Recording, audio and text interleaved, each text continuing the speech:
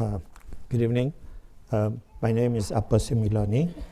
On behalf of the Iranian Studies program at Stanford and the Bita Endowment for Persian Letters, I would like to welcome you all. Since this is the first time we are live broadcasting this event, hopefully to many people inside Iran, I'm going to begin by saying some comments in Persian, and then I will go back and talk a little bit in English. I know we have one very unhappy member of the audience. As I was coming in, he told me, why don't you guys talk less and let Ms. Parissa sing more? So to him, I owe an apology. دوستان و هم میهنان عزیز، در هر جای ایران پهناور که هستید به برنامه ما خوش آمدید. گرچه 10 برنامه گذشته بیتا همه ضبط شده و در دارنمای دانشگاه و گروه ایران شناسی قابل دسترسی اند، این نخستین باری است که ما برنامه را زنده پخش میکنیم. قران سعد و بخت بلند ماست که این نخستین تجربه با حضور پربار سرکار خانم پریسا، بانوی فرهیخته و بلند آواز موسیقی ایرانی صورت میپذیرد. مقدم ایشان را گرامی می‌داریم. به همه حضار در جلسه هم خیر مقدم عرض میکنم. به ویژه 2 برنده پیشین جایزه بیتا، آقای بهرام بیضایی و سرکار خانم شهرنوش پارسیپور که در جلسه تشریف دارند. سپاس ویژه از خانم بیتا دریاباری که بانی این جایزه هستند و حامی ترویج فرهنگ ایران در استنفورد، و از آقای حمید مقدم و خانم کریستینا مقدم که بنیانگذار حامی اصلی ایران شناسی در استنفورد بودند و هستند. اولین برنده این جایزه سیمین بهبهانی، بانوی غزل مدرن فارسی و پیشگام دفاع از آزادی بیان و تساوی حقوق مرد و زن بود. در میان دریافت کنندگان اخیر مهشید امیرشاهی بود که نوشته‌هایش هم نبض انقلاب ایران و هم زندگی دست کم 2 نسل از زنان ایران را به زبانی زیبا و خوشاهنگ وصف کرد. شهرنوش پارسیپور بود که رمان‌ها و قصه‌ها و مقالاتش به شکلی اغلب شاعرانه از ضرورت حضور و همدلی همه جانبه زنان در همه عرصه‌های اجتماعی سخن می‌گفت. برجانه سطراپی بود که سال پیش برنده جایزه شد و رمان‌ها و فیلم‌هایش سرنوشت گاه غمبار و گاه پرخنده دخترانی را شرح می‌کند که هم فراز و فرود انقلاب را چشیدند و هم طعم تلخ غربت را. امسال سرکار خانم پریسا دریافت کننده جایزه بیتا هستند.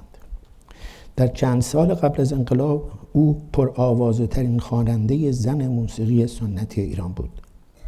در 40 سال گذشته گاه با سکوت اجباری و زمانی با کنسرت در تبعید، ولی همواره با تحقیق و تعلیم آواز پاسدار سنت درخشان موسیقی ایران بود.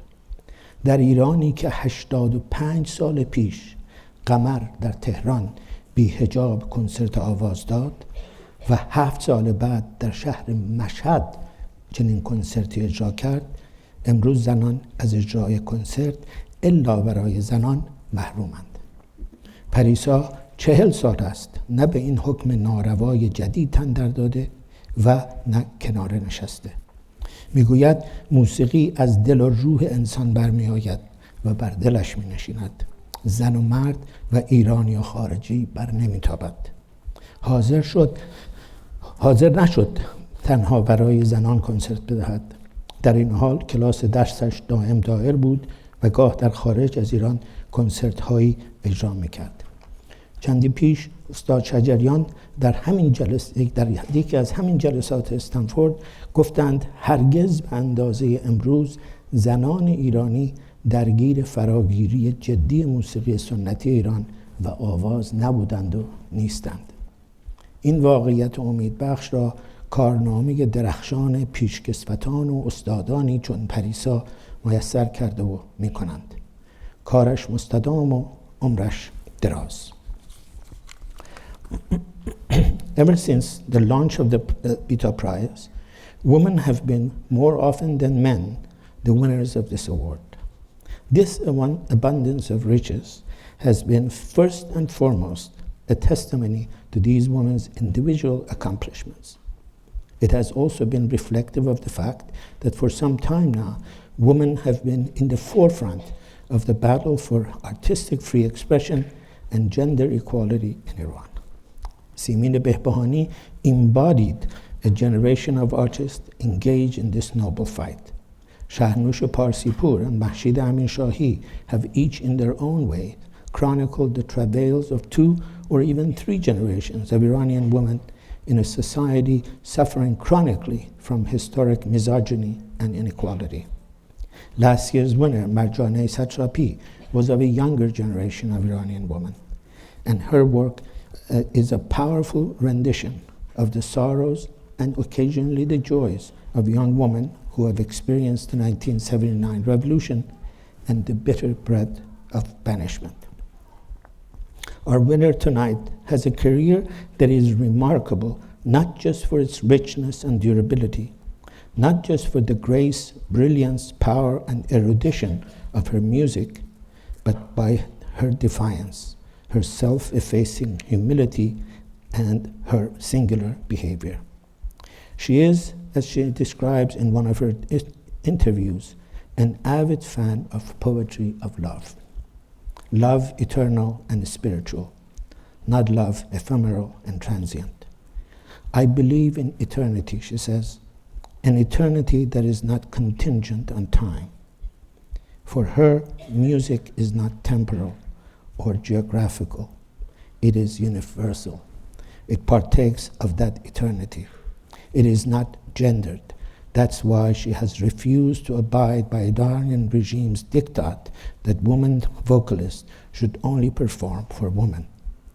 Music, she says, comes from the soul and reaches the soul.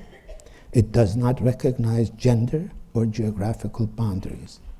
That's why, she says, some of her best listeners have not necessarily been Iranians. It is far from hyperbole to say that she has done more than any other woman in the last half-century to preserve and promote the best traditions of Iranian classical music. She has done more to master what critics call the modal vocal repertoire and various modal segments, gushes, of Persian classical music, and the ornamental refinements, or tahrir, that allows vocalists to break and go between higher and lower notes. Her voice has at once power and expanse, and nuance and tenderness. The temptations of the market or the intimidations of power have not been able to dissuade her from her singular path. When she remarked that she believed in eternity, she might as well have been talking about her own legacy. The rich collection of her performance, the sublime equanimity of her presence will, in my view, ensure her a lofty place in the pantheon of great artists of our time. Ironically, some 80 years ago, Qamar's reputation and place in that pantheon of music was made eternal when she appeared without a veil and performed her songs. Parissa's reputation is no less enduring by her decision to forego riches and profit by not performing under circumstances she finds ill-fitted to the sublime nature of music, and yet she has continued her career in her own gracious terms. It is that singular legacy that we celebrate here tonight. Please note that after my comments, Ms. Darya Bateri will come and confer the award. We will then hear from Ms. Parissa. After that, she will answer a few questions in Persian. I will translate into English for those of you in the audience who still haven't learned your Persians. And that will be followed by what the gentleman who complained is now waiting for, which is a performance by the grand dame of classical Persian music, Ms. Parissa. Please welcome Ms. Darya Bateri.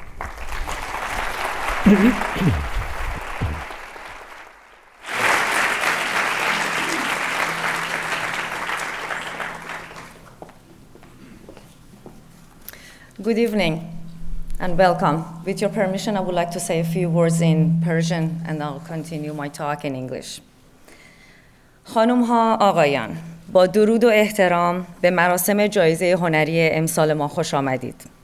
خیر مقدم عرض می‌کنم حضور تک تک شما دوستان نازنین. به خصوص برنده جایزه امسال، هنرمند اصیل، خانم پریسای گرامی که از دیار مألوف ایران به شمال کالیفرنیا سفر کردند. شنیدن صدای ایشان افتخاری خواهد بود و تداعی خاطره اجرای تکرار ناپذیر خسرو آواز ایران، استاد محمد رضا شجریان، که برای اولین بار این مراسم رو با صدای آسمانی خودشون مزین کردند. از طرف خودم و تمام فارسی زبانان در سراسر جهان برای ایشان آرزوی سلامتی و طول عمر می‌کنم. امشب افتخار درک حضور دو تن از دیگر برندگان جایزه هنری بیتا را خواهیم داشت. پروفسور بهرام بیضایی که معرف حضور همه فرهنگ دوستان هستند و بانو شهرنوش پارسیپور از نویسندگان بی‌بدیل ادب فارسی. اجازه بدید از این فرصت استفاده کنم برای عرض خیر مقدم ویژه حضور دو تن از کسانی که اگر نبودند بسیاری از فعالیت‌های دانشگاه استنفورد هرگز مجال حضور پیدا نمی‌کرد. این دو کسانی نیستند جز کریستینا و حمید مقدم گرامی که در تمام صحنه‌های فرهنگی در کنار ایرانیان ساکن شمال امریکا حضور داشتند. و همینطور تشکر می‌کنم از آقای دکتر عباس میلانی که در کسوت پدر معنوی از فعالیت‌های فرهنگی استنفورد در کلیه سطوح حمایت و پشتیبانی می‌کنند. و در انتها با افتخار از خانم پریسا تقدیر می‌کنم. از هنرمندی که هرگز در طول فعالیت‌های هنریشان ذره‌ای از استانداردها و شؤون حرفه‌ای چشم نپوشیدند و حتی در مقاطعی خانه نشینی گزیدند به جای حضور سخیف که تفاوت هنرمند اصیل و غیر اصیل در همین تن دادن‌ها و تن ندادن هاست. متشکرم.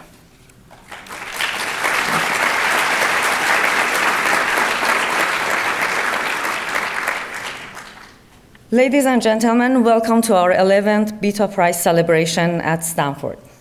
I want to offer a special welcome to our esteemed winner, Parissa, who has traveled from Iran to be with us tonight.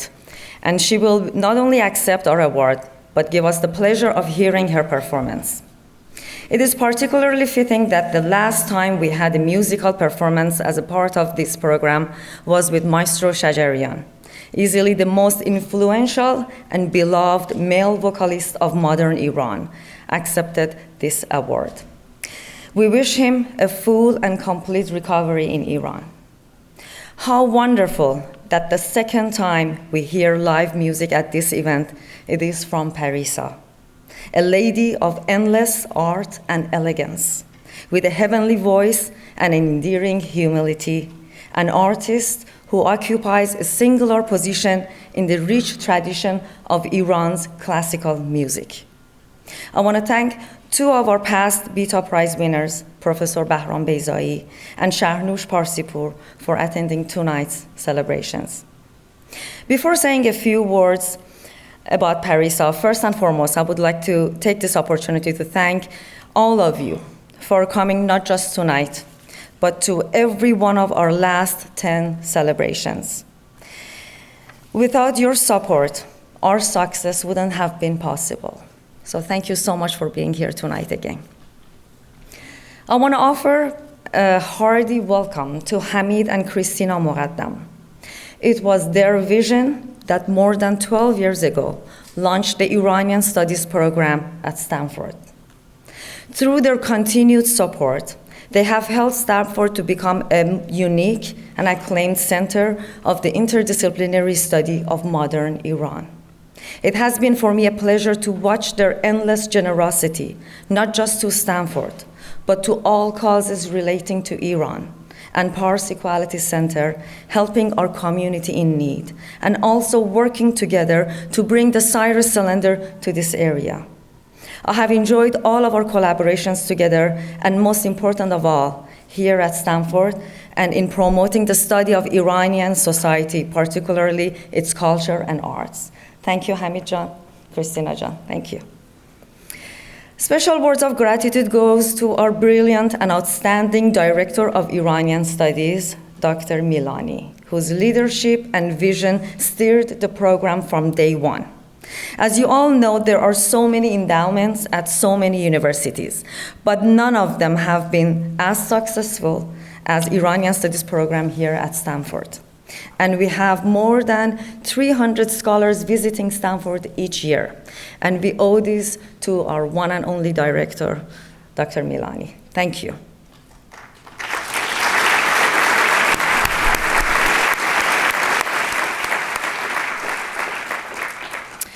Special thanks to Roma, Parhad, and Franco Enrico of the Iranian Studies program, who have gracefully and efficiently managed every detail of tonight's event. Thank you, Roma and Franco, wherever you guys are.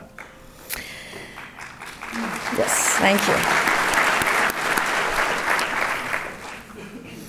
11 years ago, when this prize was first announced, we agreed that while the prize is not for women artists only, we hope to ensure that great female Iranian artists who invariably face innumerable obstacles at home and abroad are celebrated and recognized here.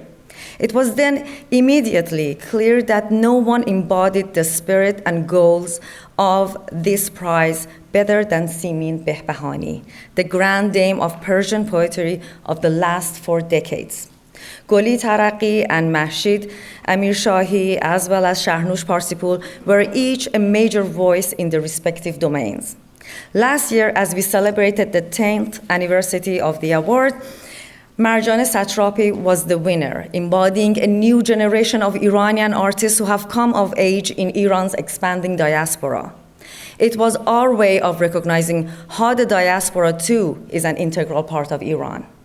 The fact that this program is, for the first time, being live-streamed around the world is yet another token of our effort to share the award and the work of great Iranian artists with anyone interested in Persian letters, particularly in Iran. I found it also auspicious that while we begin our prize with celebrating a poet of immense talent and influence, our second decade begins with recognizing the indispensable contributions of Parissa to Persian classical music, someone who has dedicated a half a century of her rich life to using the best of Persian poetry in the best of Persian classical music. The fact that she has created this rich and varied body of work in spite of many obstacles on the way of women vocalists in Iran. And the fact that through it, she has never been tempted to either quit or change her singular style. Music to heal tormented souls is a testimony to her truly, unshakably dedication to mastering, teaching, performing, researching the best of Iran's rich musical tradition. She exemplifies how genuine art and how classical Persian music can combine the beautiful and the sublime, can combine the melodic and the melancholic, the soaring and seasoned voice of self-assertive woman, and the infinite humility of a self-effacing artist to create music that is hauntingly beautiful. It is in recognition of her rich life, gracefully dedicated to preserving and promoting the best of Iranian classical music and elevating the role of women in the tradition, that she is the recipient of this year's award. Please join me in welcoming Parissa, the grand dame of Persian classical music.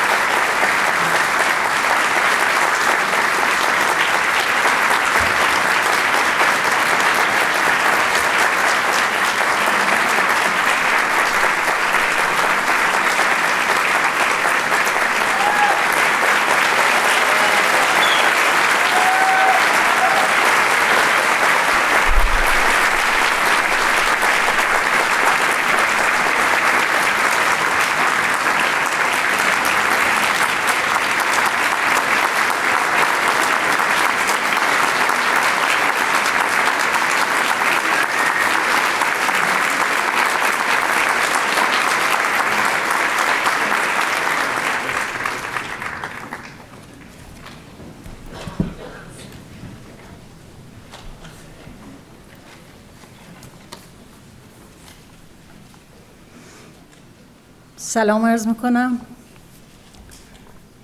و خوش آمد میگم به حاضران محترم و علاقمند به فرهنگ، ادب و موسیقی.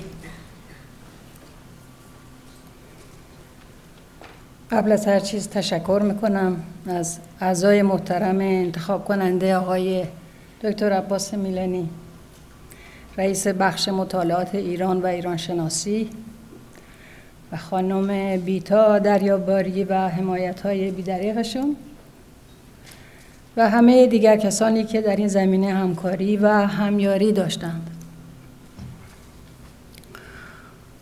از اونجایی که هیچ کس از پیش خود چیزی نشد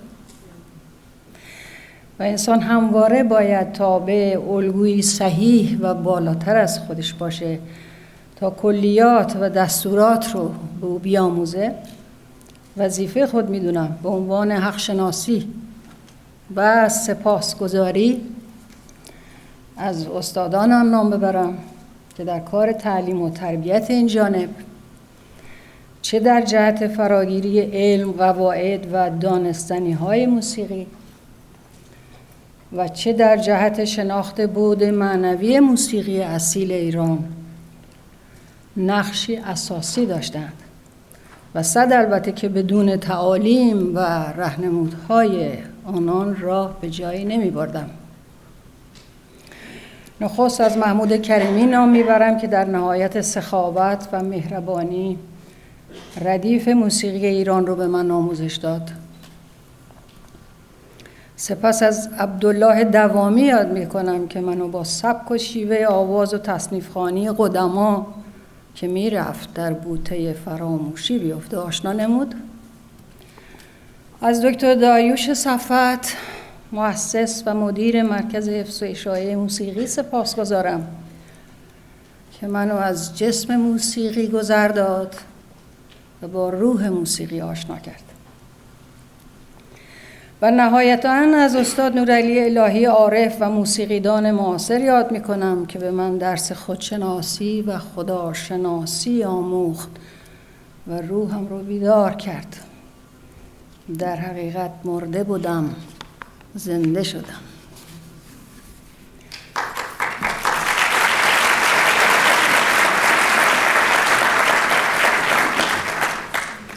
از 17 سالگی بعد از پایان دوره متوسطه تعلیم موسیقی رو آغاز کردم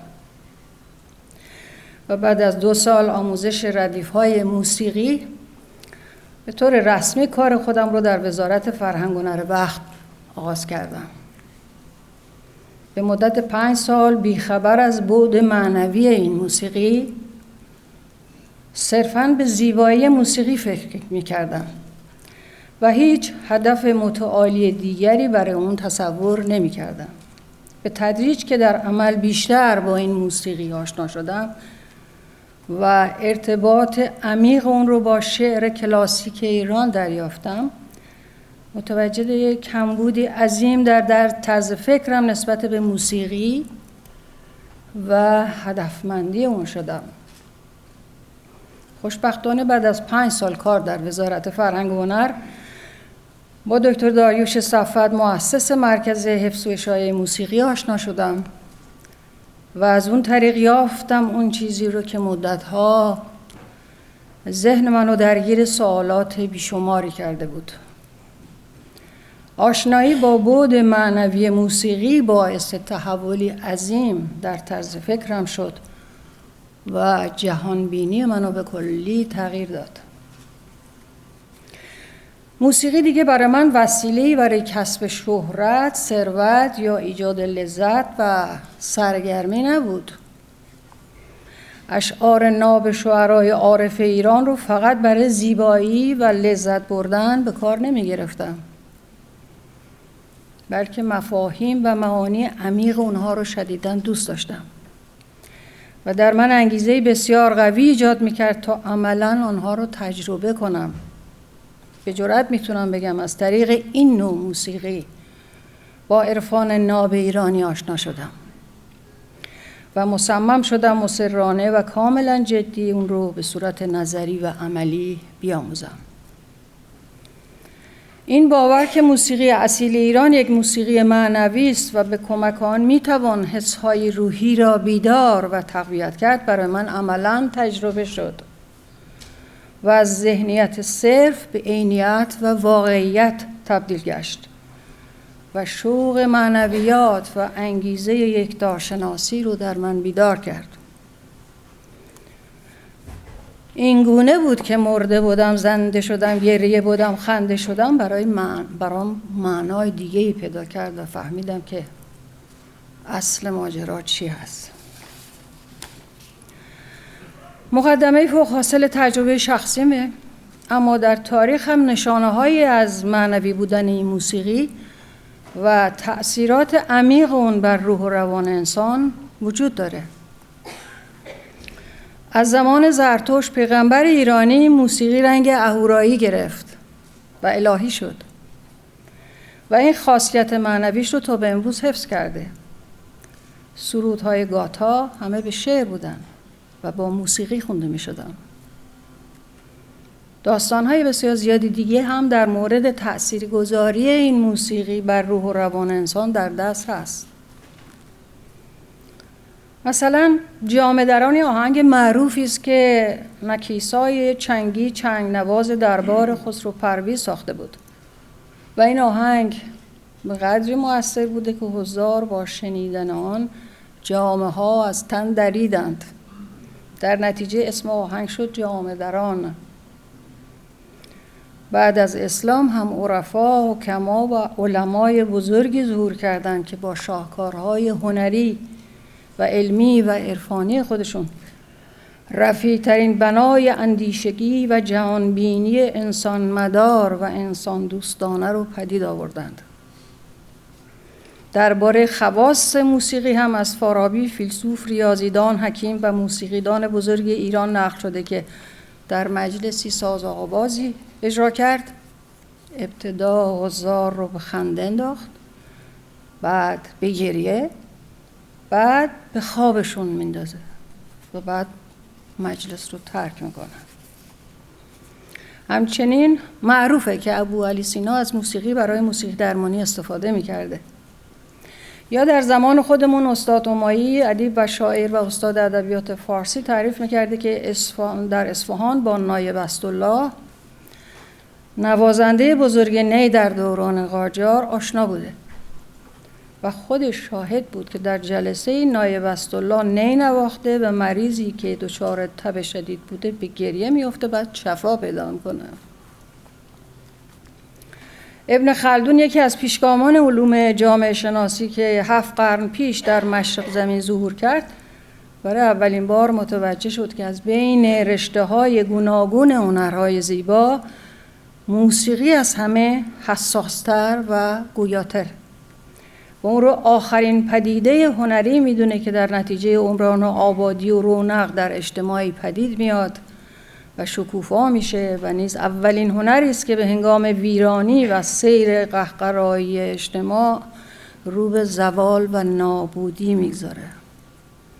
به عبارت دیگه موسیقی آینه است تمام نما که در آن میتوان پیشرفت یا سیر قهقرایی یک اجتماع را به وضوح مشاهده نمود. حال به عقیده من که به مدت نیم قرن این موسیقی رو با این طرز فکر تدریس و اجرا کردم، کاملا روشن شده که حیف بعد معنوی این موسیقی نادیده گرفته بشه و از اون صرفاً به عنوان یک حرفه یا یک صنعت استفاده بکنیم. چرا که موسیقی سنتی هر کشوری حکم شناسنامه اون ملت رو داره و جز میراث فرهنگی اون به شمار میاد. بنابراین باید دلسوزانه به آن رسیدگی کرد و مانع انحراف آن شد. در خاتمه باز هم تشکر میکنم و تندیس بیتا رو تقدیم میکنم به شاگردان عزیزم، به همه زنان هنرمند ایران که با وجود محدودیت‌ها و محرومیت‌ها و فشارهای عدیده انگیزه خودشون رو حفظ کردن و با پشتکار و سخت کوشی در این راستا حرکت میکنن.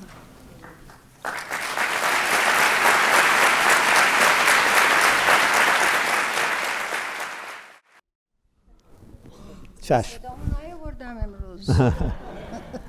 Somebody else was complaining about anything but her singing. She says she hasn't yet brought her singing voice with her.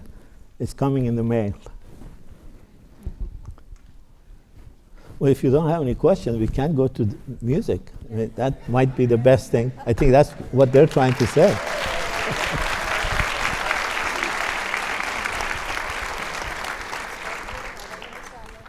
تشبیه یک توضیح بدید به دوستان که آقایانی که با من همکاری میکنن، یکیشون پسرم هست دارا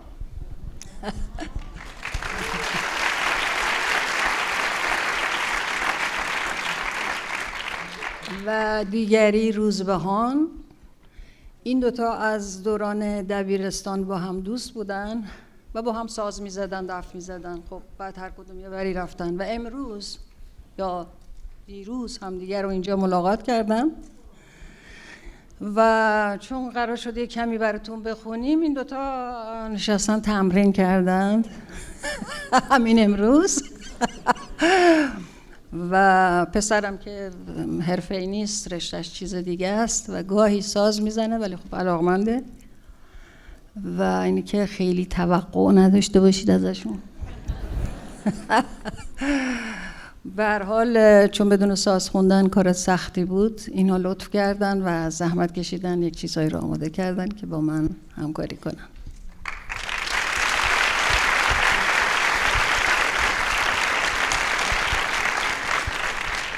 She wanted to introduce the two gentlemen who are going to be accompanying her.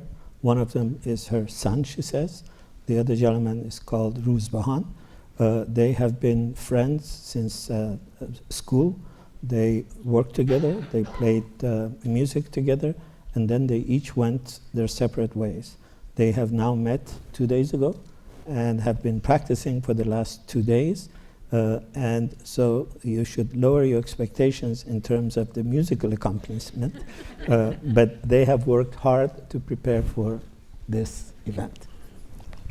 Thank you.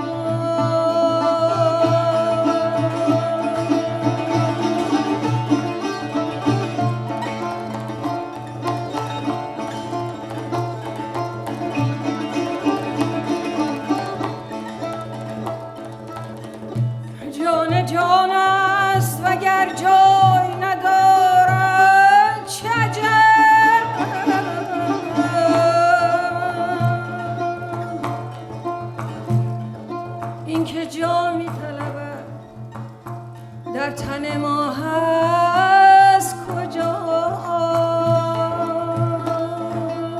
عقل تا مست نشد چون و چرا پست نشد؟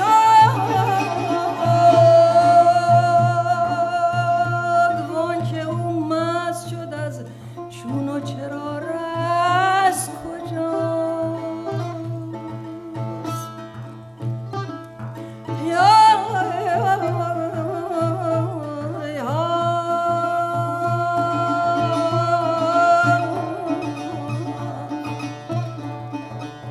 وان که او مست شد از چون و چرا رست کجاست؟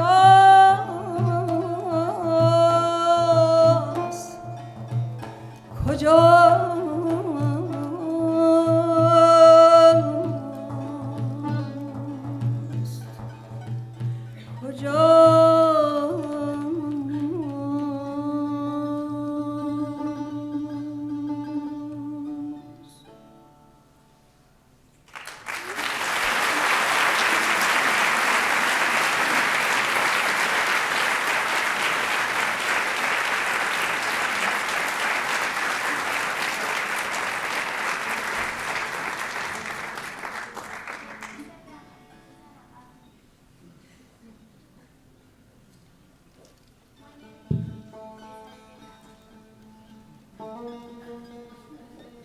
میکروفوناشو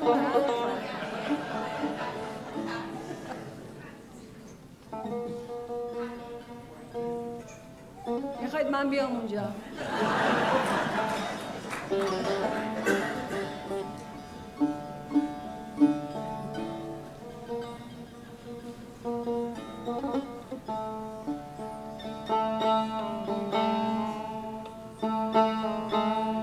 قیافه دیگه دیدنی نیست، فقط صدا بشنید. اگرچه صدا هم دیگه شنیدنی نیست.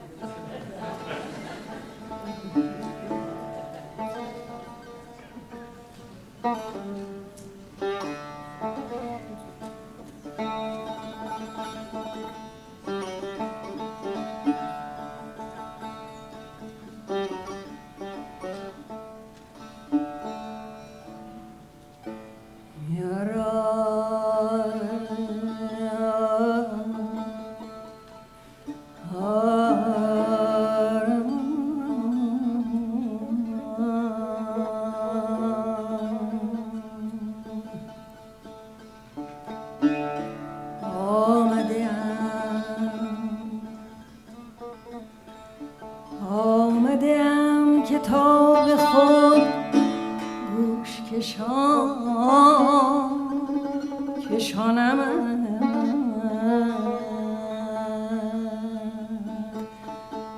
بی دل و بی خودت کنم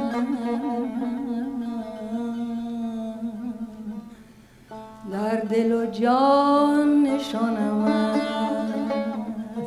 یا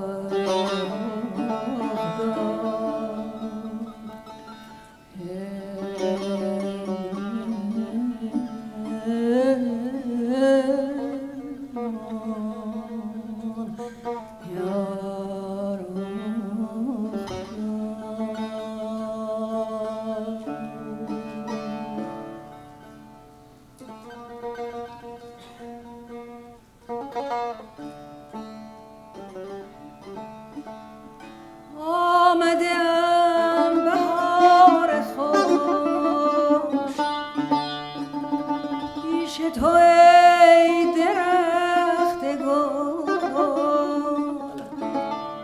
خاک کنار گیرم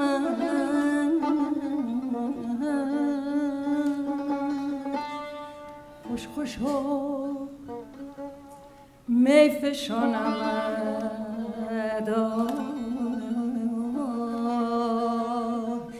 یا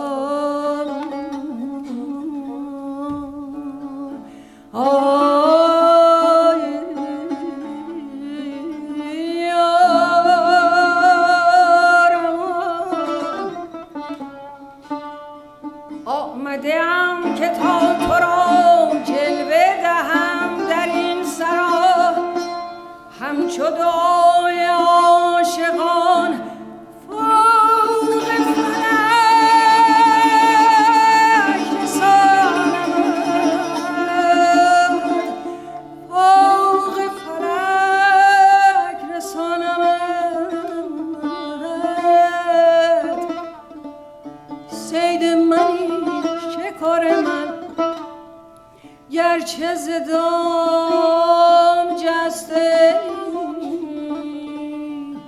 جانب دام باز رو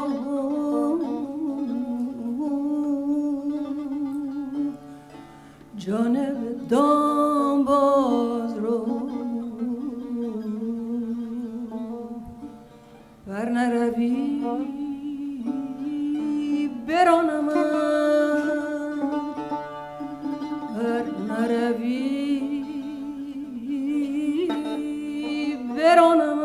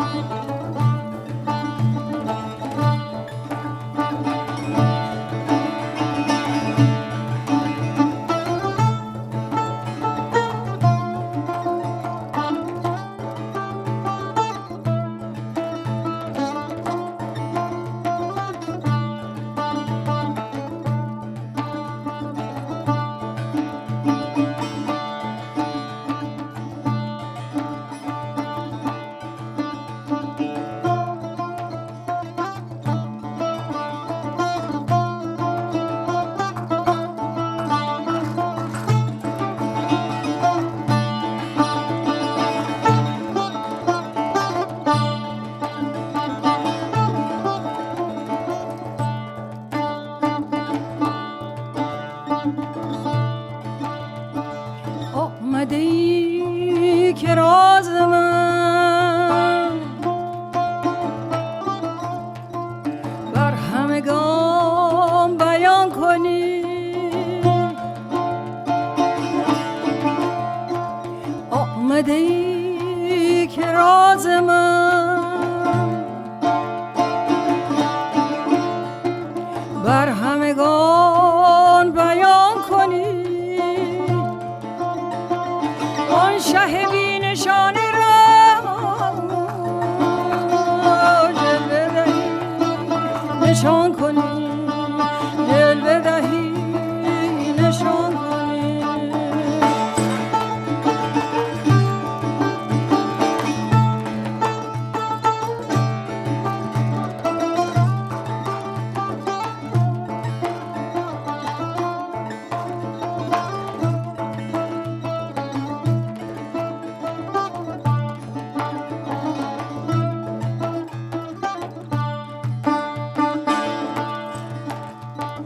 آمده ای که راز من بر همگان بیان کنی وان شه بی نشانه را جلوه دهی نشان کنی جلوه دهی نشان کنی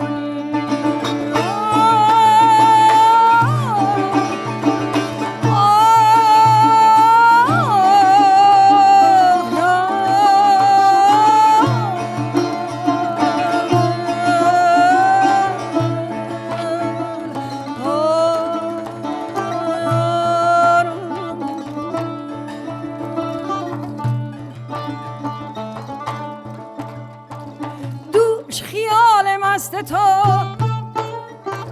آمد و جام بر کفش دوش خیال مست تو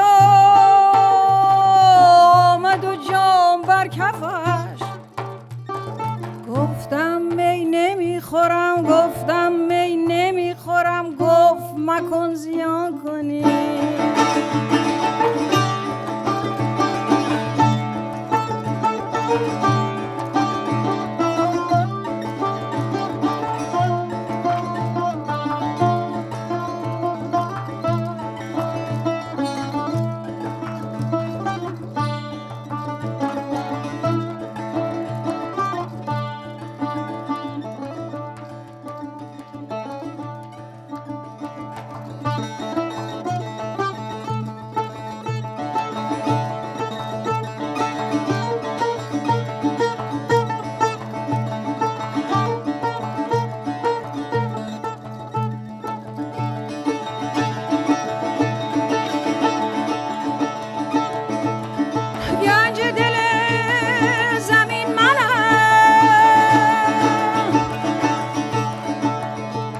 سر چه نهی تو بر زمین گنج دل زمین منم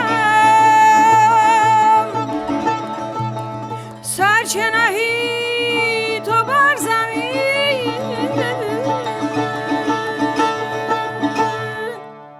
قبله آسمان منم